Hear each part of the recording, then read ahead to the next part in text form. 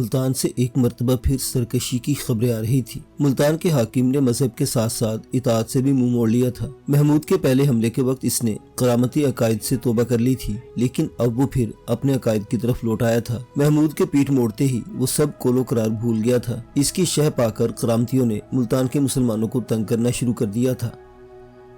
معزز سامعین حضرات، آپ کی خدمت میں پیش کی جا رہی ہے سلطان محمود غزنوی کی داستان حیات قسط نمبر 4۔ محمود حاکم ملتان داؤد کو سزا دینے کے لیے ایک مرتبہ پھر ملتان پہنچ گیا اور نہایت قہر و غضب کے عالم میں ملتان فتح کر لیا۔ بہت سے کرامتیوں اور کافروں کو موت کے گھاٹ اتارا اور داؤد کو گرفتار کر کے اپنے ساتھ غزنی لے گیا۔ ایک مدت بعد داؤد نے غزنی کے قلعے میں قید حیات سے نجات پائی۔ یہ محمود کا 8واں حملہ تھا جو اس نے ہندوستان پر کیا۔ اس کے امیر 7 مرتبہ ہندوستان پر حملے کر چکے تھے۔ اب ان کا شوق جہاد کسی اور منزل کی تلاش میں تھا، لیکن دور و نزدیک کوئی محمود کا مد مقابل نہیں تھا۔ سب اس کے مطیع ہو چکے تھے۔ ایک امیر نے پھر ہندوستان جانے کی صلاح پیش کی، لیکن بات کہہ کہوں میں اڑ گئی۔ ہم ہندوستان کو اتنی مرتبہ چیر پھاڑ چکے ہیں کہ بیچارے ہندوستان کے راجاؤں پر رحم آتا ہے۔ ابھی ہندوستان کی دولت ختم نہیں ہو گئی، اگر ہم پاؤں توڑ کر بیٹھ گئے تو گھاٹے میں رہیں گے۔ ایک امیر نے کہا، تو کیا ہم دولت کے لیے ان راجاؤں سے ٹکراتے ہیں؟ سلطان بڑی دلچسپی سے ان امیروں کے درمیان ہونے والی نوک جھوک کو سن رہا تھا کہ اسی وقت اس وفد نے باریابی کی اجازت چاہی جو ہندوستان کے بارے میں معلومات حاصل کرنے گیا ہوا تھا۔ اس وفد کی قیادت محمود کا ایک امیر حسن میمندی کر رہا تھا۔ محمود نے یہ مناسب نہیں سمجھا کہ پورے وفد کو اندر بلایا جائے۔ اس نے حسن میمندی کو اپنے حضور طلب کیا۔ محترم امیر، ایسی کون سے انوکھی دلچسپ معلومات ہیں جو تم ہندوستان کی طرف سے لائے ہو؟ حضور، معلومات تو ایسی لایا ہوں کہ اس سے خاکسار کی جانب سے سوغات سمجھیے گا۔ ایسی بات ہے تو ضرور سنائیے۔ ہندوستان میں ایک مقام تھانیسر ہے۔ اس شہر کی حیثیت ہندوؤں کے نزدیک ایسی ہے جیسی کہ مسلمانوں کے نزدیک کعبے کی۔ یہاں ایک بہت پرانا مندر ہے، اس میں بڑے بڑے بت رکھے ہوئے ہیں۔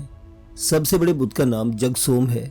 اس بت کے بارے میں اہل ہنود کا ایمان ہے کہ اس کا وجود اس وقت ظہور میں آیا تھا جس وقت دنیا میں انسان پیدا ہوا تھا۔ اہل ہنود اس کی پرستش کرتے ہیں۔ حضور کے قدم ابھی تک اس سرزمین کی طرف نہیں گئے ہیں۔ اگر آپ اس بت کو توڑیں گے تو اسلام کی بڑی خدمت ہوگی۔ اتنے قدیم مندروں میں مال و دولت بھی بے انتہا ہوگا جو غزنی کے خزانے کو بھر دے گا۔ محمود نے حسن میمندی کو انعام و اکرام دے کر رخصت کیا اور تھانیسر پر حملہ کرنے کی تیاریاں شروع کر دی۔ ایک مرتبہ پھر غزنی میں شور مچا کے محمود ہندوستان کی طرف روانہ ہونے والا ہے۔ پورے شہر میں جشن کی سی کیفیت تھی۔ محمود جب بھی ہندوستان کا قصد کرتا، خراسان میں خوشی کی لہر دوڑ جاتی تھی۔ اس خوشی میں مذہبی جذبہ بھی کارفرما ہوتا تھا اور یہ امید بھی تھی کہ ہندوستان سے واپس آ کر محمود ضرورت مندوں کا منہ موتیوں سے بھر دے گا۔ اس کے عمراء اور شعراء حضرات بھی انتظار کیا کرتے تھے کہ وہ کب ہندوستان کا رخ کرتا ہے۔ سلطان محمود تازہ دم لشکر لے کر پنجاب کے علاقے میں پہنچا تو اسے راجہ انند پال کا خیال آیا۔ اس کے تعاون سے تھانیسر تک پہنچنے میں بڑی آسانی ہو سکتی تھی۔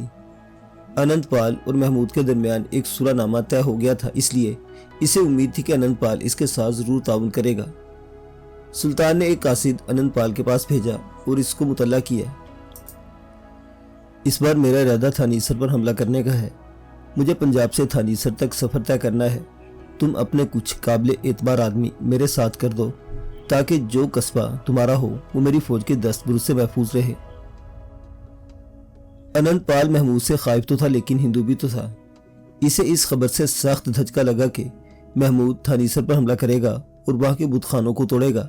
اس نے اپنے بھائی کو محمود کی خدمت میں بھیجا اور ایک خط اس کے نام دیا۔ اس خط میں لکھا تھا، میں آپ کی خدمت میں اور آپ کے احکام کی تعمیل کے لیے ہر طرح سے حاضر ہوں، لیکن اس قدر عرض کرنے کی ضرورت کرتا ہوں کہ تھانیسر کا مندر ہم ہندو کی بہت بڑی عبادت گاہ ہے۔ اگر آپ کے مذہب میں بت شکنی ثواب حاصل کرنے کا ذریعہ ہے تو نگر کوٹ کے قلعے میں بتوں کو توڑ کر آپ اس مقصد کو پورا کر چکے ہیں۔ تھانیسر کے مندر کے سلسلے میں گزارش ہے کہ آپ اس سے تخت و تاراج نہ کریں۔ اس مہربانی کی عوض آپ جو بھی طلب کریں گے ادا کیا جائے گا۔ یہاں کی رعایا کو اپنا باج گزار بنا کر اپنے ملک واپس تشریف لے جائیں تو یہ بندہ حقیر اپنی درخواست کی قبولیت کی شکریہ کے طور پر ہر سال 50 ہاتھی اور دیگر بیش قیمت اشیاء ارسال کرے گا۔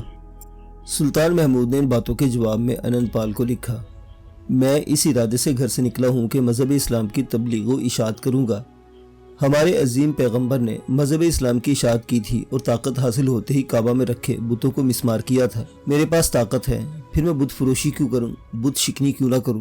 جب دنیا سے بت پرستی کے رواج کو ختم کر دینا ہی ہمارا مقصد ہے تو پھر یہ کس طرح ممکن ہے کہ تھانیسر جیسے بت پرستی کے مرکز کو نظر انداز کر دیا جائے اور اس فتح کا ارادہ نہ کیا جائے؟ انند پال سلطان محمود کے اس جواب سے بہت مایوس ہوا، لیکن اس کے مقابلے پر نہیں آ سکتا تھا۔ اس نے اپنے علاقوں کو بچانے کے لیے اپنے آدمی محمود کے لشکر کے ہمراہ کر دیے اور انہیں ہدایت کر دی کہ پنجاب کی سرحد پار کراتے ہی واپس چلے آئیں۔ اس نے محمود کو الجھائے رکھنے کے لیے اپنے ملک کے تاجروں کو حکم دیا کہ وہ غلہ اور روغن وغیرہ لشکر سلطانی میں پہنچانے کا انتظام کریں۔ وہ چاہتا تھا کہ محمود ان اشیاء کے حصول کی خاطر کچھ دنوں پنجاب میں ہی رہے گا۔ محمود اس کی مہمانداری سے لطف اندوز ہونے لگا۔ انند پال نے ایک قاصد راجہ دہلی کی طرف دوڑایا، اسے لکھ بھیجا کہ سلطان محمود ایک لشکر جرار لے کر آپ کی سلطنت کے مشہور مندر تھانیسر پر حملہ کرنے کے لیے بے چین ہے، پنجاب تک پہنچ چکا ہے۔ میں نے اسے ہیلے بہانے سے پنجاب میں روک لیا ہے، اگر اس سیلاب کو نہ روکا گیا تو ہم سب اسی سیلاب میں بہہ جائیں گے۔ جتنی جلدی ہو تمام راجاؤں کو یکجا کر کے محمود کا مقابلہ کریں۔ آپ جب تک تھانیسر پہنچیں گے میں بھی آپ کی مدد کے لیے پہنچ جاؤں گا۔ سلطان کے امیر پنجاب میں زیادہ دیر قیام کے حق میں نہیں تھے۔ وہ نہیں چاہتے تھے کہ ہندو راجہ محمود کی آمد سے باخبر ہوں۔ بالآخر یہ بات محمود کی سمجھ میں آ گئی، خود اسے بھی انند پال پر زیادہ بھروسہ نہیں رہا تھا۔ انند پال اب بھی اسے روکنے کی کوشش کر رہا تھا، لیکن اس نے پڑاؤ اٹھا لیا۔ انند پال کے 2000 سوار اس کے ساتھ انند پال کی سرحد تک آئے۔ اس سے پہلے کہ راجہ دہلی اس کے مقابلے پر آتا وہ تھانیسر پہنچ گیا۔ محمود کی ہیبت محمود سے پہلے پہنچ چکی تھی، شہر خالی پڑا تھا۔ محمود کے لشکر نے جیب بھر کر غارت گری کا بازار کرم کیا، تمام بتوں کو پاش پاش کر دیا۔ سب سے بڑے بت جگ سوم کو غزنی بھجوا دیا اور حکم دیا کہ اس بت کو بیچ راستے میں ڈال دیا جائے تاکہ چلنے والوں کے پیروں کے نیچے پامال ہو کر رہ جائے۔ ایک مورخ کے بیان کے مطابق تھانیسر کے مندر سے بیش بہا دولت کے علاوہ ایک ایسا سرخ یاقوت بھی محمود کے ہاتھ لگا جس کا وزن 25 تولہ تھا۔ کہا جاتا ہے کہ اس فتح کے دوران 2 لاکھ لونڈی اور غلاموں کو اپنے ساتھ لے گیا تھا۔ مورخین کا بیان ہے کہ اس سال غزنی میں اس قدر ہندوستانی صورتیں نظر آتی تھی کہ غزنی بھی ہندوستان کا ایک شہر لگتا تھا۔ لشکر سلطانی کے ہر رکن کے پاس کئی ہندوستانی لونڈے اور غلام تھے۔ سلطان نے 1013 میں گرجستان کو فتح کر کے اس کے حاکم شار کو بھی گرفتار کر لیا۔ اسی سال راجہ انند پال کا انتقال ہو گیا، اس کا بیٹا لاہور کا راجہ بنا۔ سلطان محمود انند پال سے صلح نامے کی لاج رکھ رہا تھا، اب وہ درمیان میں نہیں رہا تھا تو اس نے بالناد کے مشہور قلعے ٹنڈونا پر حملہ کر دیا۔ انند پال کا بیٹا اس حملے کی تاب نہ لا سکا، اس نے قلعہ چند سمجھدار لوگوں کے حوالے کیا اور خود درہ کشمیر میں جا کر چھپ گیا۔ محمود نے قلعے کا محاصرہ کر لیا اور دیواروں میں نقب لگانے کا حکم دیا۔ قلعہ اتنا مضبوط تھا کہ اس کام میں بہت دیر لگ گئی۔ محمود کی ان کوششوں سے بے خبر اہل قلعہ اس محاصرے سے عاجز آ گئے اور ہتھیار ڈال دیے۔ محمود نے سب کو جان کی امان دی اور قلعے پر قبضہ کر کے اپنے ایک معتمد خاص کو قلعے کا حاکم مقرر کر کے خود درہ کشمیر کی طرف روانہ ہوا۔ انند پال کے بیٹے نے اس کی آمد کی خبر سنی تو وہاں سے بھی بھاگ نکلا۔ محمود نے درے پر قبضہ کر لیا، اس کے ہاتھ بہت سا مال غنیمت آیا، بہت سے لوگ مشرف با اسلام ہوئے۔ اس نے ایک مرتبہ پھر آگے بڑھنے کے بجائے غزنی واپس چلے جانے میں عافیت سمجھی۔ یہ سلطان محمود کا ہندوستان پر 10واں حملہ تھا۔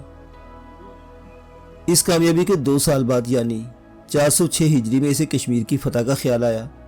ایک مرتبہ پھر وہ غزنی سے نکلا اور لوہ کوٹ کے قلعے کا محاصرہ کر لیا۔ یہ قلعہ اپنی بلندی اور مضبوطی کی وجہ سے مشہور تھا۔ قلعے کی مضبوطی نے محمود کے تمام ہتھیار کل کر دیے۔ وقت گزرتا جا رہا تھا اور قلعہ سر ہونے کا نام نہیں لے رہا تھا۔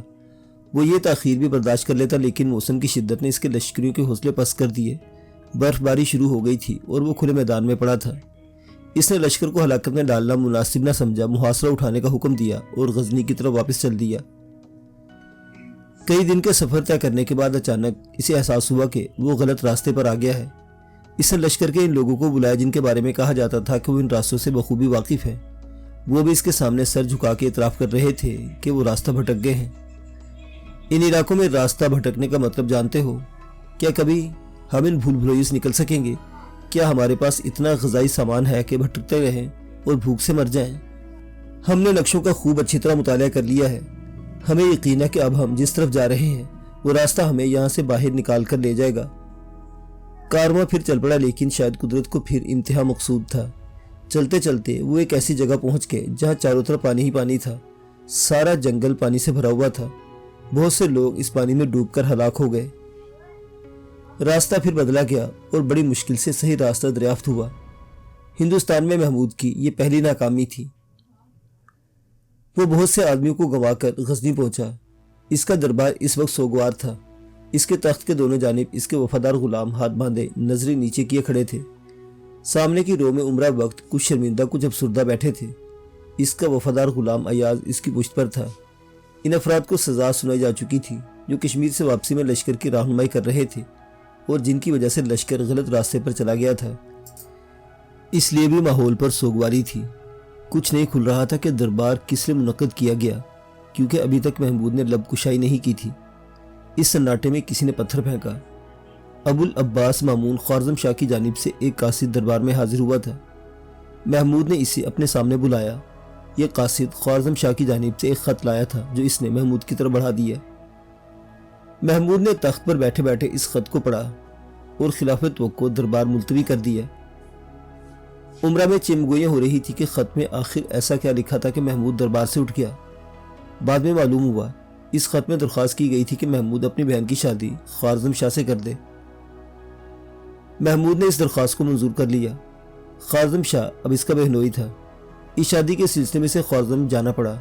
इसने ख्वारज़म शाह के दरबार में बड़ी तादाद में अहले इल्म हस्तियों को देखा। महमूद का दरबार भी ऐसी नामवर हस्तियों से भरा पड़ा था। कहा जाता है कि वो इन नामवर हस्तियों पर 4 लाख दिनार सालाना खर्च किया करता था। सुल्तान ख्वारज़म से वापस आए तो इसने एक खत ख्वारज़म शाह के नाम लिखा। तुम्हारे दरबार में इतने बेनज़ीर अहले इल्म फन जमा है, इनमें से चंद को हमारे दरबार में भेज दो। सुल्तान महमूद के पास शेख बू अली सीना और अल बेरूनी की शोहरत की खबरें पहुंच चुकी थी, जो इस वक्त इल्म के आसमान पर आफताब बनकर चमक रहे थे। सुल्तान को मालूम था कि ये दोनों इस वक्त ख्वारज़म शाह के दरबार में मौजूद है, इसीलिए इसने ये खत लिखा था। मुमकिन है इन दोनों के नाम भी लिख दिए हों। ख्वारज़म शाह ने यह खत इन उल्मा को सुनाने के बाद कहा, सुल्तान महमूद का ये पैगाम मेरे लिए हुक्म का दर्जा रखता है। मैं आपको हुक्म देता हूँ कि आप गजनी जाने को तैयार हो जाएं। अगर आप वहाँ जाने पर तैयार नहीं तो फिर एक ही रास्ता है कि मेरी सल्तनत छोड़कर किसी और मुल्क में चले जाएं।